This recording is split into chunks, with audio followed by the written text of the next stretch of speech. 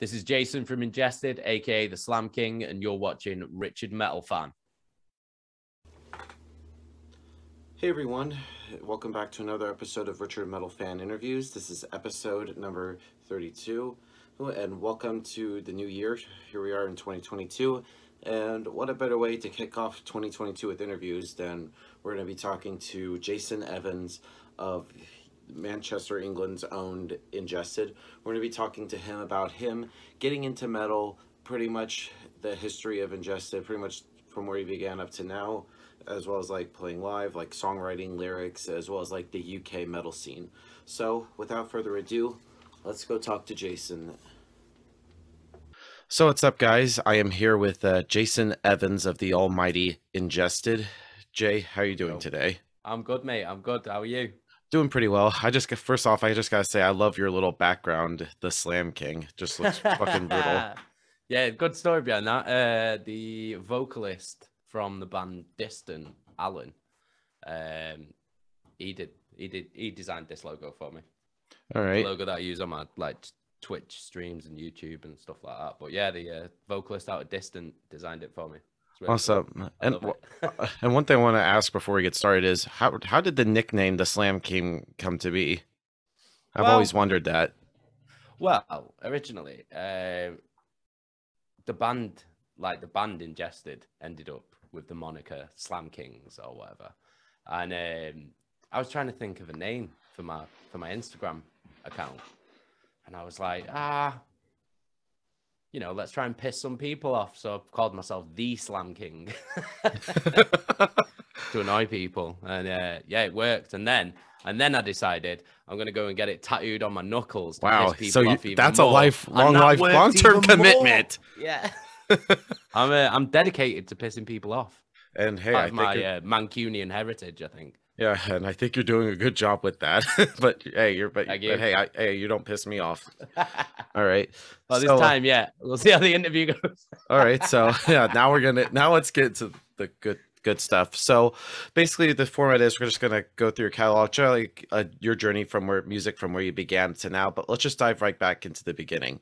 What were the first bands that got you into metal, and what made you want to be a vocalist? Okay, so I first heard metal when I was at my best friend in primary school, David's house. I was around at his house for tea after school, and this is primary school, so must have been at the oldest, I must have been about 10. And so that's like fourth oldest grade in like the US or something. Yeah. So it's like what was it? Class 4. I went to that school, so probably be about, I'd be about 9 years old, 10 years old. And anyway, I was around at my mate Dave's house for tea, and I could hear like this noise coming from upstairs, and I'm like, what's that? And he's like, oh, that's my big brother Andy. He's probably like playing his drums or listening to music or whatever. So he took me up anyway, and we knocks on Andy's door, and he's like, yeah, what's up? And he's like, oh, Jason was just wondering what music you're listening to, and he was listening to Fear Factory. So then He was like, yeah, come in and listen. And then he like starts playing me all these bands. So he's like playing me, what did he have? He had like Cold Chamber, he had Metallica, Fear Factory, Slipknot.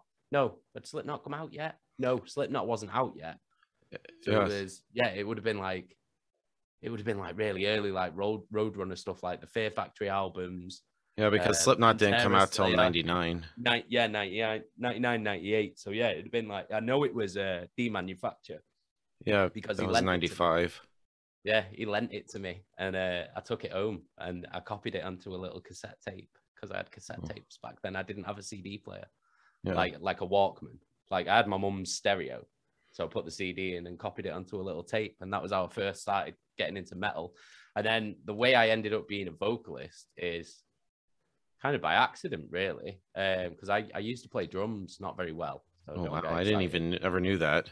Yeah, no, I wasn't very good. So like, and so I just played drum. I had a drum kit in my band in my bedroom and stuff. Probably because of my mate Dave's brother Andy, because he played drums and shit. So like, I was like, oh, I always looked up to Andy, so I wanted to be cool like Andy. So got a drum kit anyway. So I played drums for a couple of bands and that in like through school and college and stuff. And then one of my mates who also played drums was like, in college. So I'd have been 17. I was 17 years old at this point. And he was like, oh, do you know anyone who does like death metal vocals or like grindcore vocals? Because I'm in a band and we're looking for a vocalist. And I was just like, I could do that. How hard could it be? And then and that was it really. And then I went for a audition, and it was Sean and Sam were there. Who like Sean's still in the band now. Yeah. And they were the guitarists, and it was like a little grindcore band called Age of Suffering. So yeah, just was leading me into there. Started singing some songs. Yeah.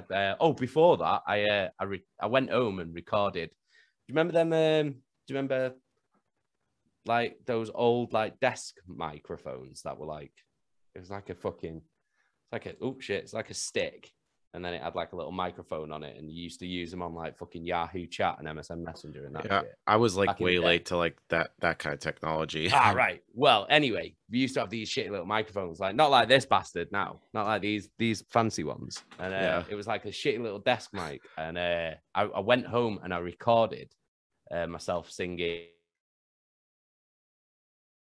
And it was like the worst. I was like singing it really quietly as well, because it was like quite late at night, so the neighbors were in and that. So I'm like as quiet as I could be, like singing this fucking song. And anyway, it sounded like shit, like I was fucking whispering. But I sent it to him anyway, and they were like, "Yeah, come down for an audition." So I did an audition, and I sang "Spheres of Madness" by Decapitated. Hell yeah! Good. But I sang it in a Polish accent though. It's English. One bigger than everything. I was like proper going the Polish on it. And anyway, yeah. And then I ended up joining the band, and then that drummer left, and we got another drummer, and then we started. Then we got Brad in the band, because I'd known Brad since I was like 11. And we got Brad in the band playing bass, and then we toured around the UK for like a year or two. Not like far, only like the Northwest. Yeah. And as Age of Suffering.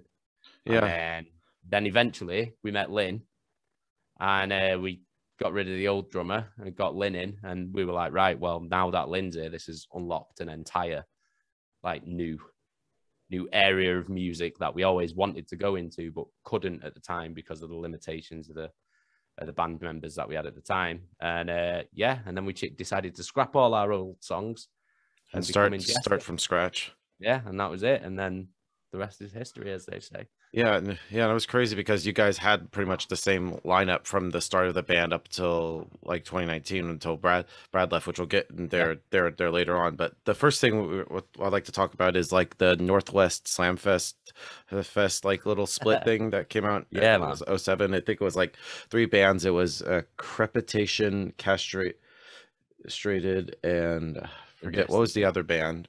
Was that you guys? It was some dirty, sweaty Manx, I think. Yeah. Were they all like playing with you guys like in Manchester at the time? Yeah. Basically, like through touring, like the same scene and like doing the same circuit, we'd all ended up becoming quite pally with each other and quite good friends. And obviously at the time as well, we shared members in Lynn and Sean, because they were actually in Crepitation as well at the same time. Oh, wow. So, yeah, so that's how that came about, basically. We just thought, right, we all need to put out some music. None of us are really on a record label. How can we do it? So we all just self-financed it and put it all together ourselves. That was about it, really. But, yeah, that was kind of like the catapult. That was the starting jump for Ingested, as it were. Yeah, and I know like this year you reissued like your side of it, called Stinking Cesspool of Liquefied Human Remnant. It's just hell of a title. Spelt wrong as well. So, and because it was spelt wrong on the original, we purposely spelt it wrong on the original. That's awesome, man. Because we were like, we could like just retcon this right now and just spell it correctly. And we were like, nope. Yeah, that's not what it was called. Yeah, but what made you all decide to like reissue like your side of the Northwest Slamfest EP? Because we managed to find the stems. We came across the stems on an old hard drive. I think I'm pretty sure I'm telling this story right. I'm sure one of like Lynn or Sean will be like watching this and be like, no, that's not right. Like, no, they'll probably just comment below, just try to correct it. Yeah, comment below and correct me. But yeah, I'm pretty sure that was it. We were going through old hard drives, like, you know, like just trying to sort everything out, figure out what stuff we needed to keep, and, you know, find out where stuff was as well. And yeah, basically came across the stems, and we were like, let's give these to our good buddy Nico at Kimera Recordings. And yeah, he's done a fantastic job. He's brought them back to life. Because I know everybody, like, I know people who like the old school stuff, like it has a special place in their heart, the original one, but it sounds like it was recorded in someone's asshole, man. Like, it's fucking, it sounds like that's shit. A good analogy. Like, I love it because it's literally Ingested's beginning. That's our roots. That's where we started. That was the seed that we grew from. But fuck me, it sounds like shit. So I'm glad we remixed, remastered, and re-released that, because it sounds infinitely better. That's good. So then you toured for a little bit, and then I think you got signed to your first label, Siege of Music. How did they find you guys? Yeah, Siege Music. So yeah, basically where were we? I can't remember how we ended up signing to them. That's mad, that, innit? That I can't actually remember. I think it was Lynn knew. I think Lynn knew Darren, who used to be. It was Siege Music used to be run by Darren and Jamie. I think Lynn knew Darren, and then or something like that. Either way, Darren and Jamie ended up with, like, listening to our the Northwest Slam Fest.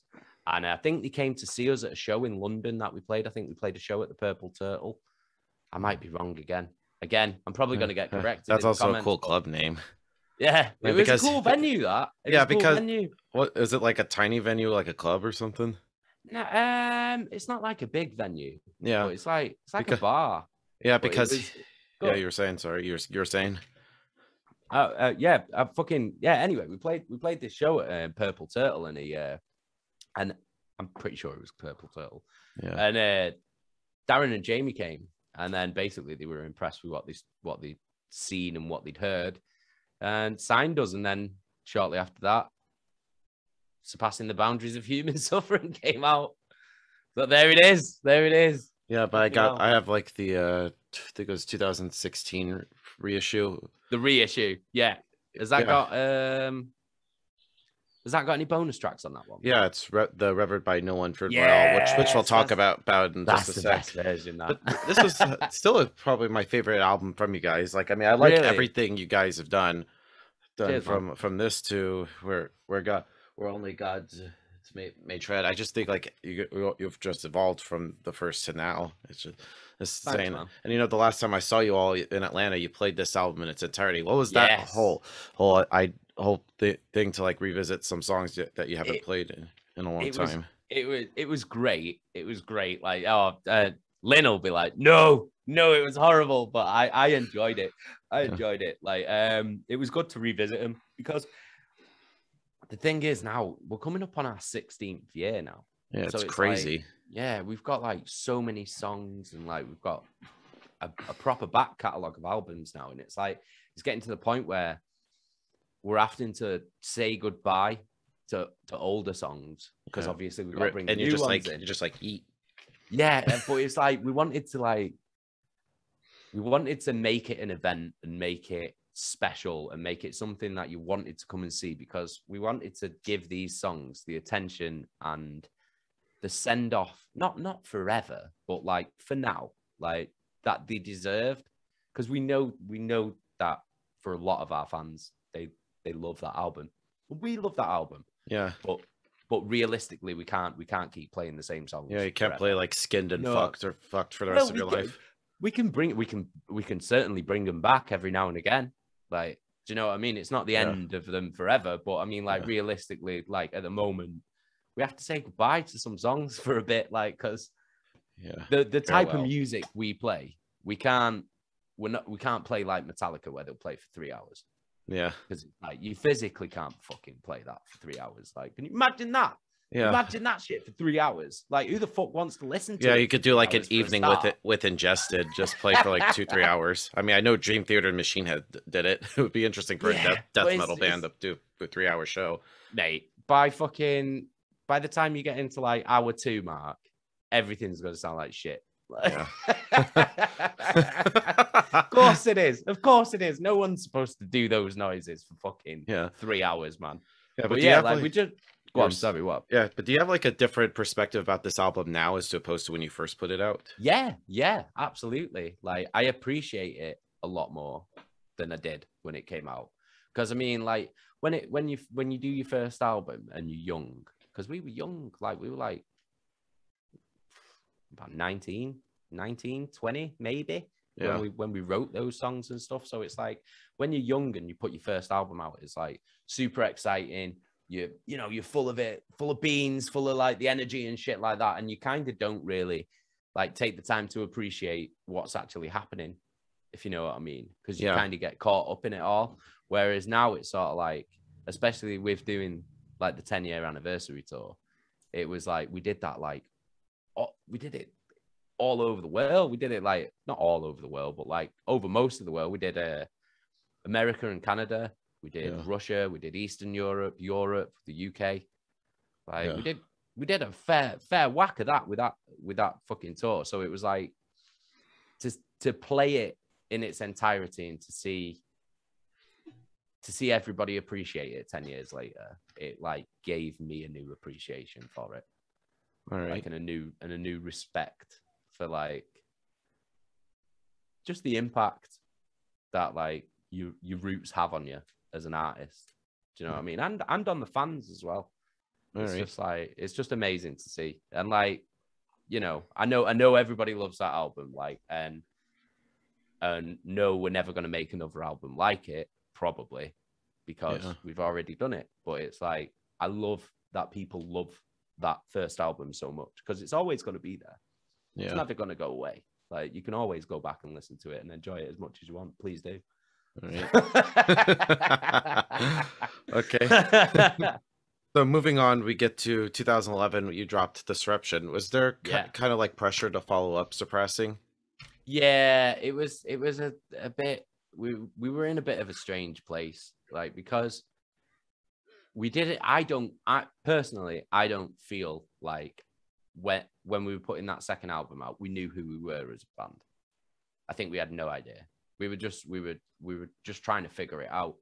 And I think you can kind of tell, not like necessarily in the way that the songs are, because I think the songs are good, but in the way that the album sounds, like the production of it, like it just something about it just didn't have the balls that the first album had. I think we were trying to be too many things on that album, and it just didn't have the same feeling. And also at the time as well, it was like we kind of felt like we'd kind of been pushed aside by the label that we were on because there were other bands that were having a bit more traction or whatever, and we just kind of gave up a little bit after that album came out, to be honest. Oh wow, I never knew that. We kind of fucking just, it was touch and go whether we were going to carry on or whatever, to be honest. All right. Yeah. And I know recently you did like a special thing where you re-recorded it for the 10-year anniversary. Yeah. And how did that whole idea to come about to re-record the album? Well, like I said, we were never really happy with how it sounded. Like not the songs themselves. We always believed in the songs, but the way that we portrayed the songs and the way that we presented them, like we were never happy with it. It just wasn't us. It was just us trying to be too much, too many other things.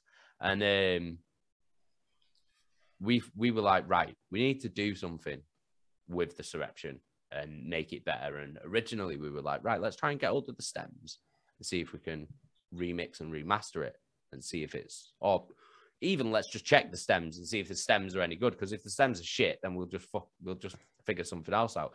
Anyway, searching high and low, trying to get hold of everybody that was involved in the making of the original album. Couldn't get hold of them, or couldn't find the stems either way. So we were like, right, fuck it, let's just re-record it. Like we're all like, this was during lockdown anyway, so none of us were leaving the house or anything. So we were like, right, let's just fucking re-record it. So we did. We re-recorded the whole thing. Lynn recorded the drums in Mallorca, where he lives, Guitars were recorded at Sean's house, I think, and then I did the vocals here, right here, where I'm sat now. So, oh, awesome. And yeah. I think it's pretty interesting compared to like that, because usually I'm not like huge when bands like re-record like old material. It's like either take it or leave it. But I actually think it's a lot more fuller, and it's a lot more. It's hard to describe it. Yeah, it's just better. It's for us. We always we said that this is the way that it should have sounded the first time around. So all the there was elements in the first go around that we were just like, why did we do that? Like, what the fuck were we doing that for? And then on the second way round, we've took them all out. And we've just done it as balls to the wall death metal, ingested death metal. And like you said, it's not like we've drastically changed any of the songs, because we haven't. The songs are the same. Yeah, it's just the same. Just made them better, even more better. Just like it's not like it's redid them all. It's just better.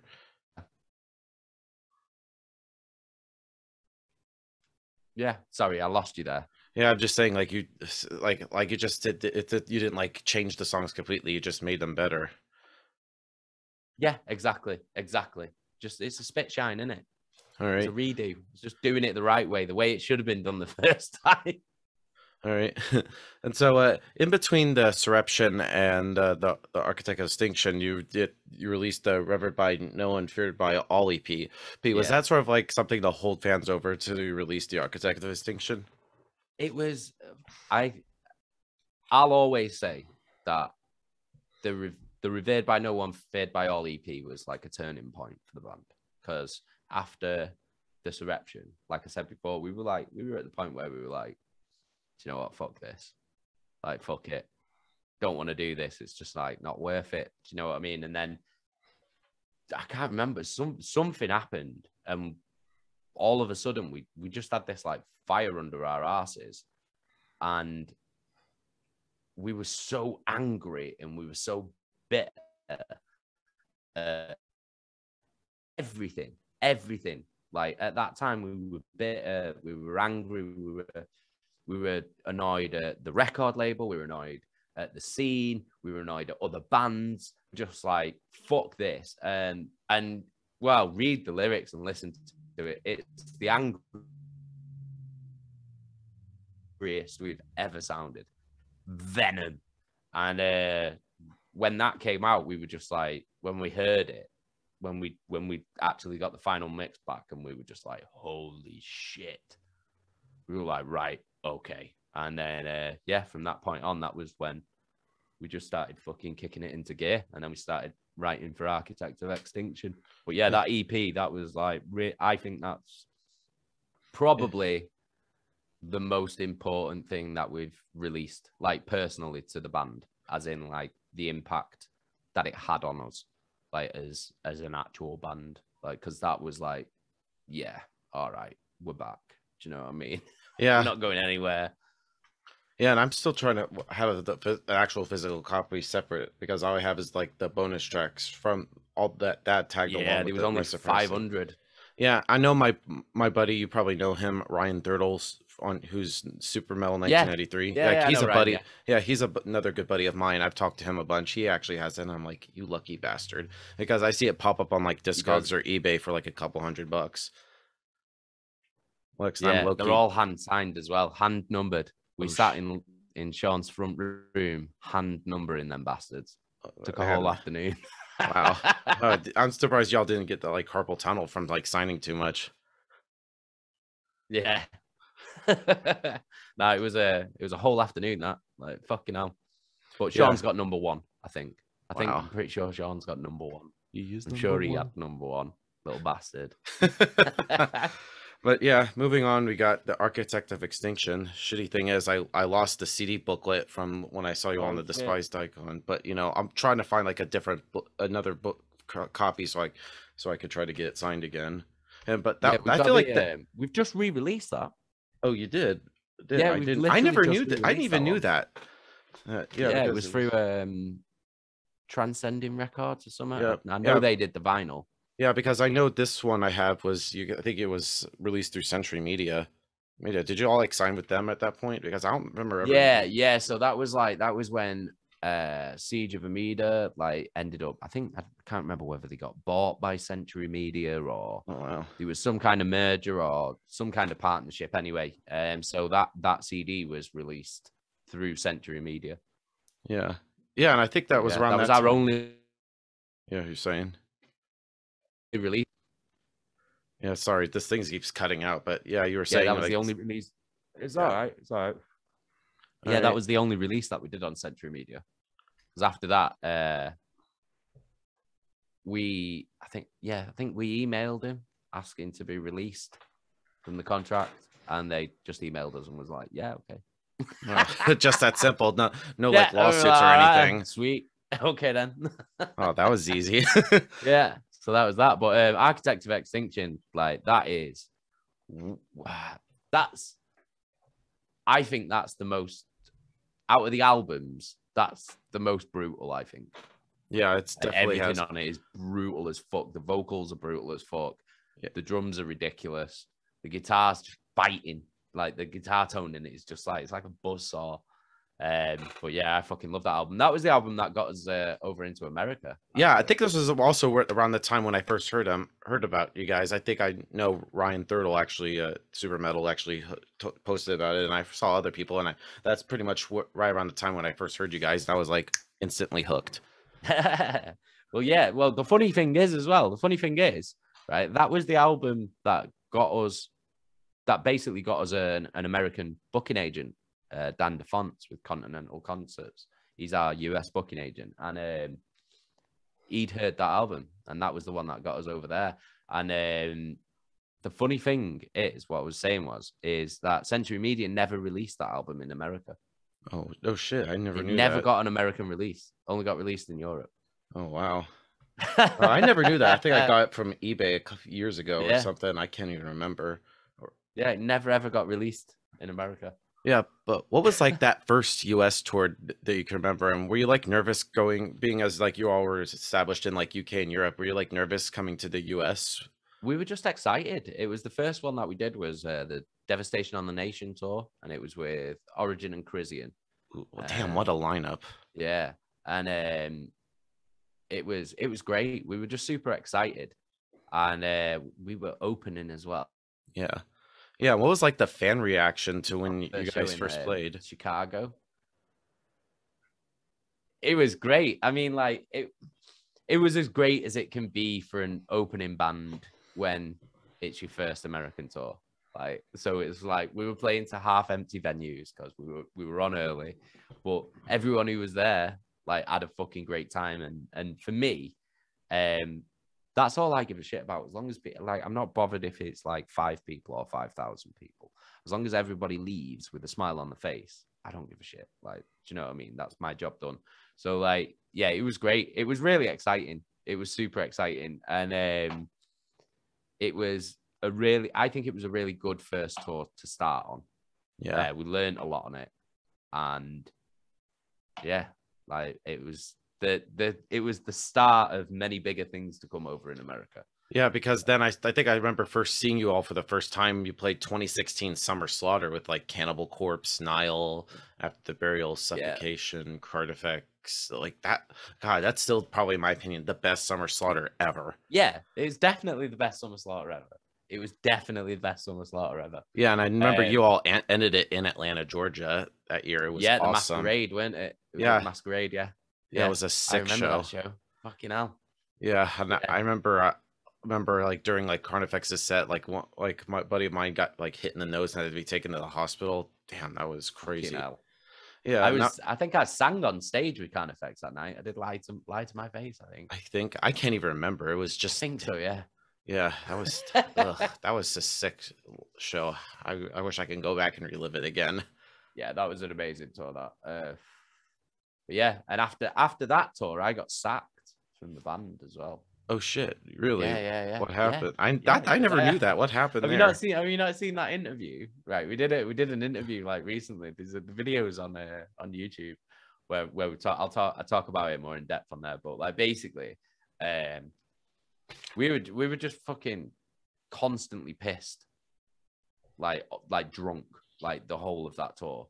Oh shit! And I was the worst one, and I fucking ended up getting into fights with Sean in a gas station, and police turned up, and fucking ended up in a fight with the other guitarist Sam, and he went home from the tour, and then we had to play without him for the rest of the tour. Mate, it was horrendous. Oh wow! Like, I was a nightmare. And then when we got back, obviously I got sacked, and then they did like I think it was like nearly a year without me, and then like we started talking again, and then I got back in the band because obviously I'd cleaned my life up by that point and shit. So yeah, I'm happy for you. Stopped all the fucking drinking. Oops, excuse me, just farted. Then don't know whether the microphone will pick it up. But Hey, I've just dobbed myself in either way, haven't I? So. Hey, you're good. I didn't even hear anything. Yeah, like that fucking happened, and then anyway, so that they did a year without me, and then we started talking again because I guess they couldn't find a vocalist that they clicked with or whatever, and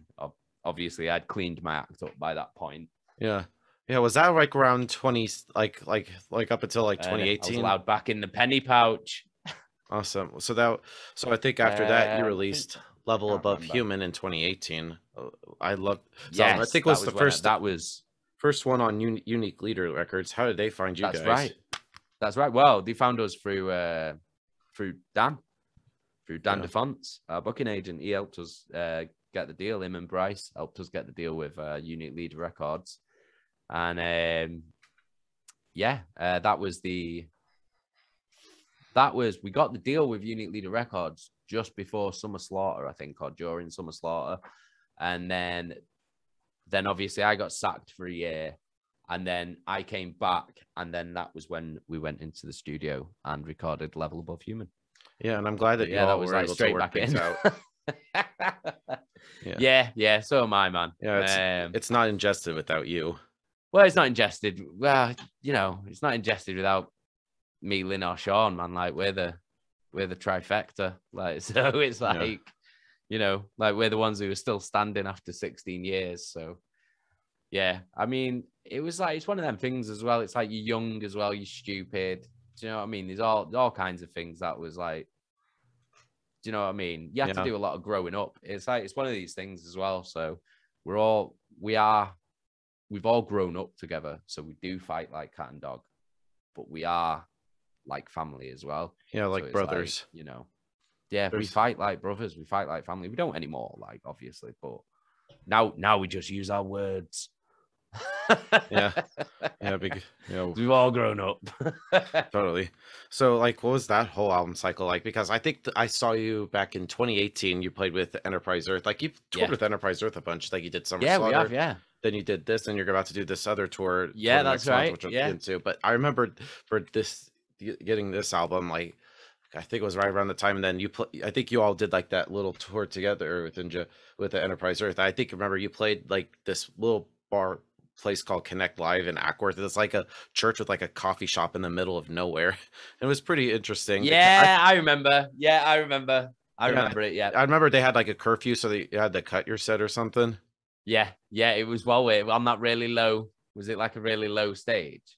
Yeah, it was like really low and stuff. It was pretty interesting. Yeah, I remember it. Yeah, I was surprised you didn't play it like Masquerade or something.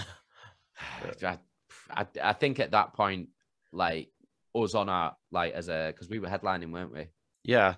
I think us as a headline band, we weren't quite at the point yet where we could like draw enough tickets over there. Yeah. Like, so yeah, I think that's why we were playing. Yeah, I think it's the only time I've seen you headline. Like... Yeah, I think no, it was like the first time I saw you headline, because I saw you 2016 Summer Slaughter, then the Devastation of the Nation 2018, but you weren't playing. I weren't there. Yeah, you had a different Jason Kaiser from Origin filling in. Yeah, but yeah, I think I've seen every Ingested show in Atlanta since 2016. Amazing, you've seen more than me.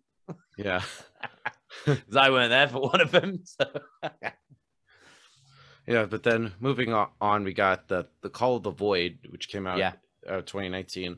Hey, was that sort of like a preview to what Only Gods May Tread? Yeah, sort of like the sound and everything. I think so. Yeah, I think so, because we wanted to put an EP out because we wanted to just be a bit more experimental and maybe put some songs on there that we wouldn't necessarily put on a full album. So it was just like a branching out sort of thing.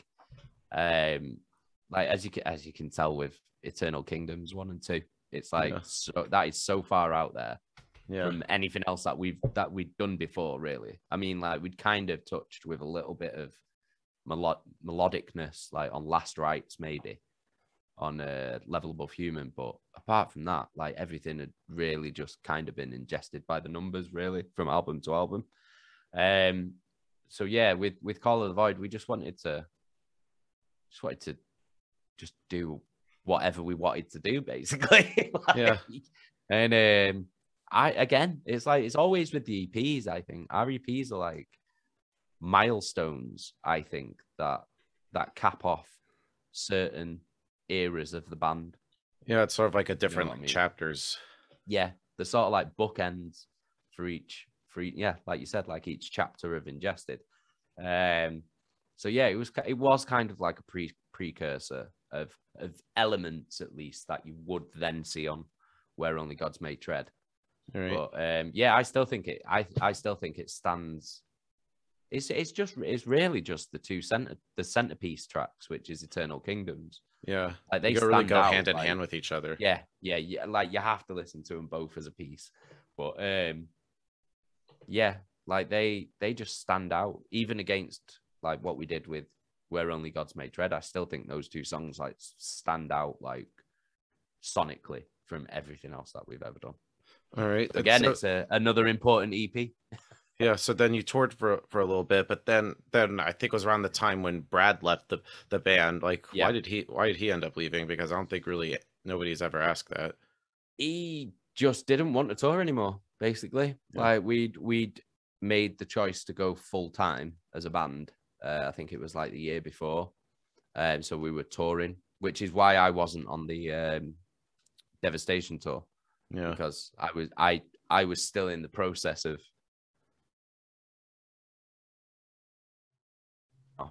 the job that I had at the time, so I couldn't leave and do that tour. But yeah, Brad basically, after a year of doing it, he just I think he was just burnt out. He just decided that he just didn't want to do it anymore, because it's not just like being a musician or being in a band, it's an entire lifestyle.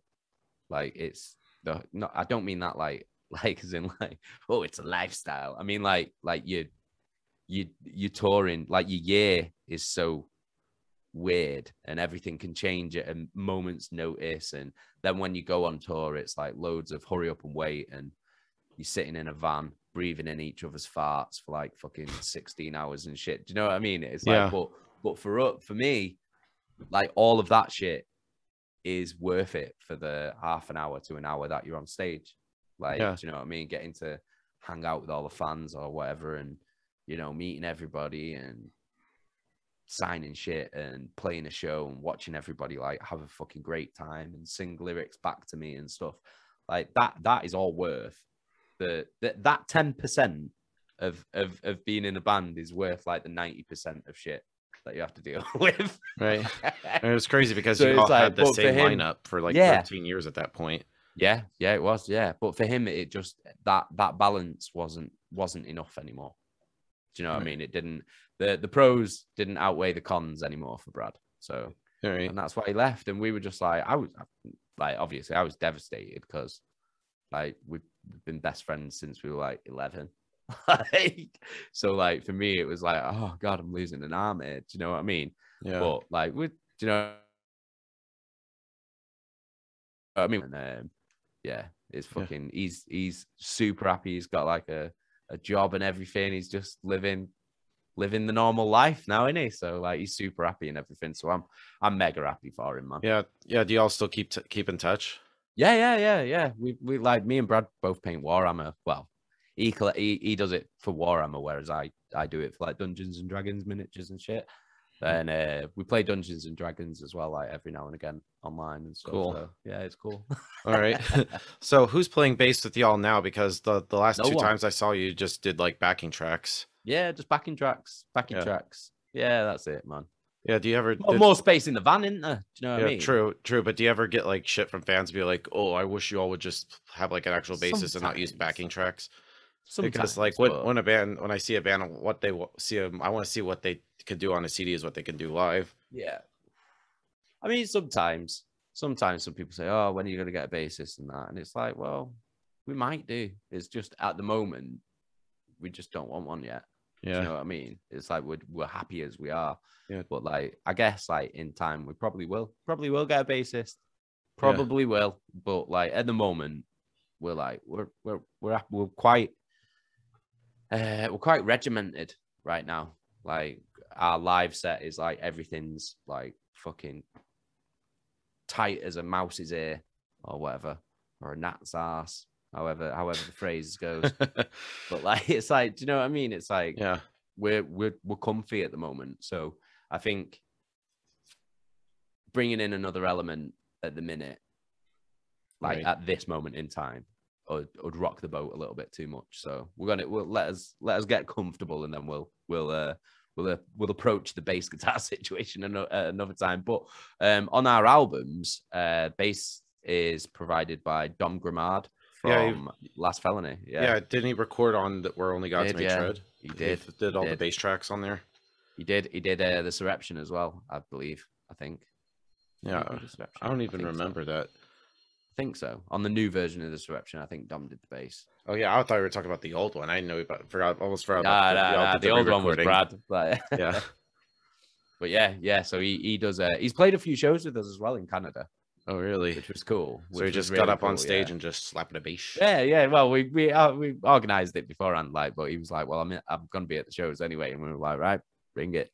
Okay, so anytime you're on Canada, it's like, "Hey, want to come up and play bass?" It. Come on, Dom, come jam. All right. Yeah.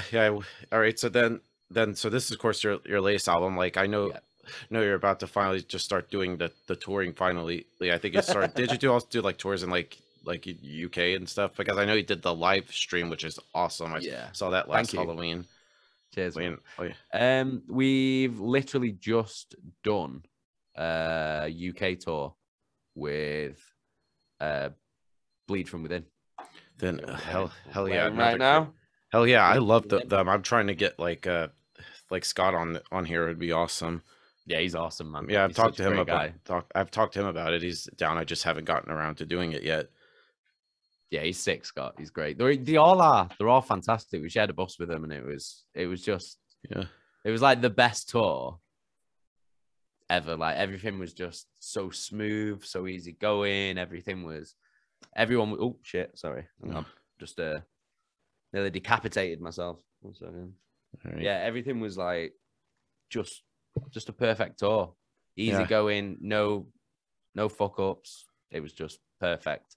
Yeah, so we want to run that shit back again. It would be cool if y'all did like a tour here in the US. I would love to see Bleed From Within here. Sick. That'd be sick. Because they're such a good live band. Like they're insane. They're insanely good. But yeah, that'd be sweet. Bleed From Within Ingested in the US. That'd be nice. That. Hell yeah. UK and Scotland coming together. That's it. Well, Scotland's in the UK. Well, England and Scotland, I should say. Already in the UK. Yeah. The United Kingdom, fam. United Kingdom. I don't know. I'm dumb. Sorry. But this is, of course, like your latest album. Was it kind of like intended to like follow up Level Above Human, or do you consider this kind of like a new beginning for Ingested in a way? I think that's a new beginning for me. Yeah. I think the like we said, the Call of the Void ended that chapter, and then we started the new chapter with Where Only Gods May Tread. And for me, I think it's the best thing that we've ever released. I think it's it's one of my favorites from 2020. Yeah, thank you, man. Thank you very much. I just think I think the songwriting has like developed leaps and bounds from what we used to do. And I just can't wait to carry it on. Right. And so as a vocalist, do you need to hear music in order to come up with lyrics, or do you usually have like a lyrical concept in mind and that can help determine the music itself? I usually have I always write lines, and like not like lyrics, but like I guess you could kind of like, I always kind of think of them like as like a like a movie line or something. Do you know what I mean? Like Yeah. what a cool line would be. Because I like to, when I'm writing lyric, I write the last line of the verse first. Oh, Because I wow. want to make sure that I end the verse on like a sick line, like a proper like fucking savage line, and then I'll work backwards, rhyming it up. So like, that's very interesting. I've never heard that a vocalist do that before. I mean, I'm sure if I ask like 10 different singers, I get like 10 different answers. But that's like a very interesting way. I've never heard that kind of because it's like approach before. I like because I like a lot of hip hop and rap and stuff like that, and I love it when like a rapper will end a verse or end a bar or whatever on such a biting line that you're just like, oh, like, do you know what I mean? Yeah. So like that's why I write the way that I do. So so on my phone, I've got like a notepad that's just line after line after line after line after line that are just like savage lines. And then I keep writing them, like, you know, like say if I'm on the bus or I'm walking down the street or I might be laying in bed at night, and then I'll go, oh, that's a sick line. And then I'll write it down. And then what I'll do is when Sean and Lynn send me music, I will then be listening to the song while I'm looking through the lines. And then at some point, something will click and I'll be like, right, that's it. And then that's my starting point. And then I'll start from that line, wherever it might be in the song. It might be like right at the fucking end. It might be in the middle, but wherever it is. And I'll start at that point from that line. And then I'll work the rest of the song around that one line. And that's how I do it, basically. All right. All right. It's a bit weird, but like, all right. Do you usually tend to leave your lyrics open to interpretation, or you Yeah. try to engage the listener into? All right. Well, yeah, like if people ask me what a song's about, I will never tell them what a song's about, because it doesn't matter what I think the song's about or what I intend the song to be about. The song is about whatever you think it's about. Whatever. I try to write my lyrics in a way that they're vague enough that you can apply them. Like, hopefully they'll apply to some feeling that the listener will have, and then that will elicit some kind of emotional reaction, which will make them have some kind of connection to that specific song. Because then that to me means more than anything that I could ever say that the song's about. All right. Could somebody's like own interpretation of the songs maybe like change how you view yourself as an artist? Yeah. Like I've had people like when they've asked me what a song's about, and I've gone, well, what do you think the song's about? Like, what is it about to you? What does it mean to you? And then they'll tell me, and I'll be like, that's mind blowing. That's mind blowing. Do you know what I mean? Because it's like you've found your own meaning in this, and it's applied to something that's personal to you. Like that's worth more than anything. Like, to me anyway, at least. Do you know what I mean? That I've had some kind of positive, like something that we've created has had some kind of positive effect on someone. All right. You know what I mean? Money can't buy that shit. True. So do you like try to like put yourself in a certain mind frame for inspiration, or does it just come naturally and organically? I mean, early on when we were like writing all the like horror sort of like gore themed stuff. Yeah. Like we were just kids trying to one up Devourment and one up Cannibal Corpse and shit. So like for that, it was sort of like you'd put yourself. I'd be like, right, okay, let's think of like what the most horrible, fucked up person like would think of, and then put yourself in that mind frame, and then write those grim fucking songs. Yeah. So that, but obviously that's all like fucking tongue in cheek as well. Like, do you know what I mean? You're doing it for the shock. Whereas like nowadays, like when I'm writing lyrics, I write them from like a personal place, really, because I prefer to write songs about stuff that I've experienced, or because then it's like it's real, isn't it? Do you know what I mean? Yeah. Like the lyrics are real. Right. Like I was saying before, it means that would mean something to me personally, if you know what I mean. Yeah, like I mean, So that's why I write like that. But like again, I make it so vague that it can apply to something that you might be experiencing or something that you've gone through, or do you know what I mean? Yeah, yeah. Do you like view like every album that you've done is like almost like a self-portrait in a way, like how you and like the rest of the band were at that particular time? Yeah. I think every album's a mirror of that moment in time. And I think like it just reflects who we were musically, who we were as people, like our personalities at the time. Like that's it. Music's a mirror, man. All right. And sort of like going into like your live shows, is there like a similar energy as to like recording, or they're almost kind of like two separate entities? No, they're totally separate for me. For me, they are. They're totally separate. I've always not enjoyed recording because I find it tedious. I find it long. It's drawn out. It's repetitive. Like it's boring for me. Like because there's no adrenaline when you stood in front of a microphone like this, going, like whatever. It's not. There's not a crowd of people in front of you baying. Do you know what I mean? Like going like so. There's no adrenaline. Whereas like that stage, and I can feel the crowd's energy. That's it. I'm in the zone. Like so for me, like live is what I love to do. That's what I love doing. Right. Do you ever like try to like practice practice no like between it? yeah? Do you ever try like practice like crowd interaction? No, nah, never. Yeah. Like nah, I can't. I get awkward. Like even if I'm on my own, you know what I mean? Like so, and it's like I live in a terrace house as well, so it's like my neighbors would be like, "Who the fuck's he talking to?" Hear me through the wall and going, "All right, open this bit up right now," and then like, "Who the fuck is he talking to? What's going on next door?" That would be funny, man. But nah, I just I like these like every vocalist, these things that you say like every show. Do you know what I mean? But yeah, like usually I'll just talk on the fly. I just talk shit, don't I? Like whatever's going on at the time.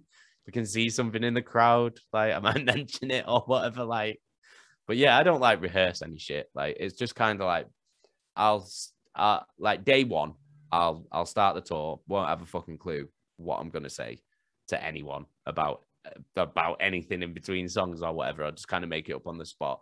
And then as I get through the tour, there'll be things as I'm used to like seeing what crowd reactions are to certain songs and certain things that happen in the set. Then by the end, like by the last week, nearly everything that I'll say will be the same every show. Unless something happens that like I see and I want to mention it or whatever. But like, yeah, like, so it just gradually becomes like part of the set, like as you go through the tour. So like for the people who see us on tour, like the first week, I don't have a fucking clue what's going on. But by the last week, you're getting the whole shebang, like in terms of conversation in between songs. All right. And like I've seen you like five times. I remember first seeing you at Summer Slaughter. Then I think I saw you play with Enterprise Earth, and then I saw you with Despised Icon, and then like your headliner February of 2020. Do you ever notice like a different like crowd reaction depending on the tours that you're doing? Yeah, definitely. Because it can change depending on what bands are on the tour with you as well. Like if you've got like more hardcore like style bands, like when we went on tour with Body Snatcher, like the amount of crowd kills and like proper hardcore pitting was like way more than like when we went on tour with like Origin, for example. Like so you see changes in like because the demographic's different, but that's good. Do you know what I mean? Because for us, we don't want to go on tour with like death metal bands all the fucking time. Yeah, try to branch out. Because it's, do you know what I mean? Chances are the same people would come to the show that would come to the show if any of those bands were playing anyway. So like, but if if you've got like a hardcore band, a metalcore band, a deathcore band, and a death metal band, like the different types of people that are coming to the show is like, well, it's 5 times bigger, isn't it? I guess. I don't know how many genres of music I said then, so I could be wrong. Correct me in the comments. Correct me down below in the comments. But like, it's like, so then each of those bands are getting exposure to a completely different crowd from each band that's come. So I think mixed bills are better anyway, because like when we did a tour in the UK and Ireland with Crowbar. Oh, wow. And we were like, when we got the tour offer, we were like, well, obviously we're taking it because it's fucking Crowbar and that's amazing. Yeah, the riffs. But then we were like, shit, we're going to go down like a bag of shit on this tour because we're like completely polar opposite from what Crowbar are. And it ended up being one of the most successful tours that we've ever done. That's cool. Like in terms of like exposure for the band and stuff, like, because pretty much like 90% of the people who were all at the Crowbar shows never heard us before. Never heard of us. Wow. But like, even if 50% of that 90% go home liking us, that's 50%. That's a 50% that we wouldn't have ever had if we hadn't have played to those people, like the more old school crowd. So we ended up doing that tour that we were worried about and ended up coming home with a boatload more of brand new fans that would have never have heard of us otherwise. That is amazing. So yeah, like mixed bills. If any promoters or booking agents are listening or watching, mixed bills. Yeah, that's what it's all about. And who knows? Maybe Ingested will open for Nickelback. hey, fuck Nickelback, man. Nickelback can suck my crack. I'm sorry, I had to go there, man. Oh God, they're the worst. They're the worst. They're the fucking worst. The garbage. Them and Imagine Dragons, man. Oh God, mate. Nickelback. It's just vanilla beige rubbish. Oh God, I hate it. I hate it. It's like the Magnolia. It's like Magnolia wallpaper of rock music. That's what it is. All right. So I got 2 more questions for you. You ready for the hard one? Oh yeah, go on. How do you know when a song is done? When Sean tells me it's done. Oh, that's just the easiest question. That's like the best answer I got. When Sean tells me it's done, that's when it's done. Yeah, because usually I would ask like it's a feeling thing or when it's already mixed and stuff. That's the best answer I've heard. That's it. When Sean tells me it's done, that's when it's done. I've sent him some stuff like this week. Like we were going through some lyrics and stuff. And he was like cutting bits out, and he's just like, no, lose that, lose this, lose that. And I'm like, okay, man. That's how it's done. All right. And the final question I want to ask is, coming from the UK, like I think the UK has like great scene, from like the classics, like Black Sabbath, Iron Maiden, Judas Priest, to even like more heavier bands like Bolt Thrower, Carcass, Cradle of Filth, like so many different bands. Like, was there like a scene in the UK that you pretty much fell a part of, or was the goal for Ingested to like get outside the UK and play in front of like different countries and different audiences? For us, the goal has always been to take the band as far as we can take it. Like, we want to conquer the world. Like, do you know what I mean? We're like, be the Slam Kings. We're just some like kids from Manchester fucking council estate, working class lads, never had a fucking pot to piss in between the lot of us, and we just want to show that, you know, people from our walk of life can fucking do whatever the fuck you want to do. Like, it's like fucking, we want to reach for the fucking stars. Do you know what I mean? In the words of S Club 7. That's like the best. Yeah. So before we go, I just want to thank you so much for this interview conversation. Is just anything else with Ingested you would like to promote in terms of new music? And of course, I'm looking forward to seeing you next month in Atlanta on the Fit for an Autopsy Enterprise Earth Tour. It's going to be awesome. Just got my ticket for that. Is just anything else you would like to promote? Yeah, well, we've got a single coming out on January the 14th, which is a single that we've played live on that last tour that we did. So that'll be coming out mid-January. We've got the tour that you mentioned in the US with Fit for an Autopsy, Enterprise Earth, Signs of the Swarm, and Great American Ghost. So that's going to be, we actually fly out for that in 2 days. Oh shit. So yeah. So good thing I got the interview just in time. Yeah, you got me right at a good time. So yeah, we got that. That runs for 6 weeks. And then March, we do the UK and Europe headline tour, the Where Only Gods May Tread tour, finally. Fucking hell. Came out nearly 2 years ago. Yeah. And yeah, we're doing that tour with Vulvodynia, Victims, and Bound in Fear. So that should be amazing. And what else have we got? Oh, we're doing Hellfest this year, so that'll be good. Other than that, you just have to keep tuned. You just have to keep your little peepers peeled, won't you? Because I can't be giving anything else away. But we've got so much in the pipeline for our fans, old and new. You're all going to be super excited when you see what we've got in store. That's awesome. All I can say for now, though. Hey, you're good. So everybody, Jason from Ingested, we'll see you next time. Thank you so much. Peace.